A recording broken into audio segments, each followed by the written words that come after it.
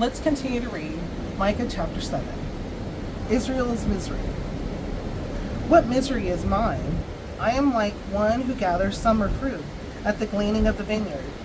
There is no cluster of grapes to eat, none of the early figs that I crave. The godly have been swept from the land. Not one upright man remains. All men lie in wait to shed blood. Each hunts his brother with a net. Both hands are skilled in doing evil. The ruler demands gifts. The judge accepts bribes. The powerful dictate what they desire. They all conspire together. The best of them is like a briar, the most upright, worse than a thorn hedge.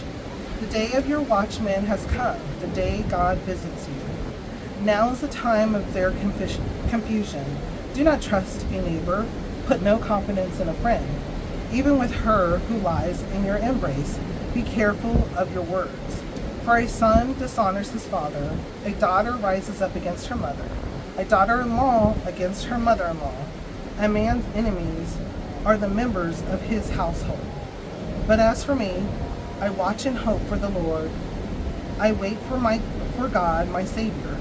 My God will hear me. Okay, so there's a lot of sermons. This is sermon upon sermon. There's a lot of verses that are well known. So listen to what Micah has to say. For a son dishonors his father.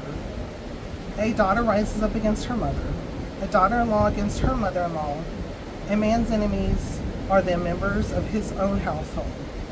But as for me, I watch and hope for the Lord. I wait for God, my Savior. My God will hear me.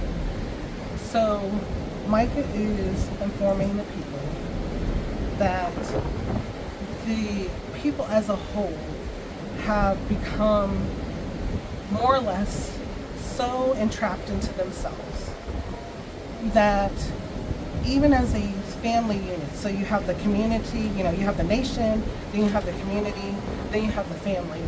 Even so, the nation was against itself, all the people of the nation, all the community was against themselves, and even the family, within the family, they were against each other, showing no love.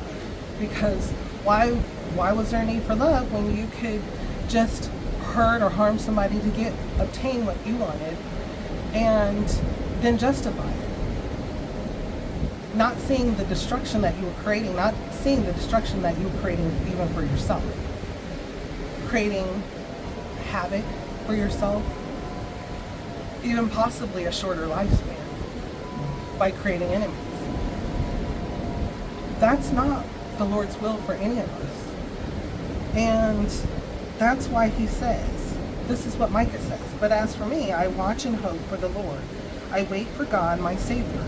My God will hear me. Because when we seek the Lord, he hears us. When we request things from the Lord, he provides for us.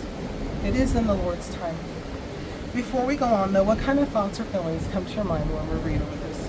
How does it make you feel and what does it make you think?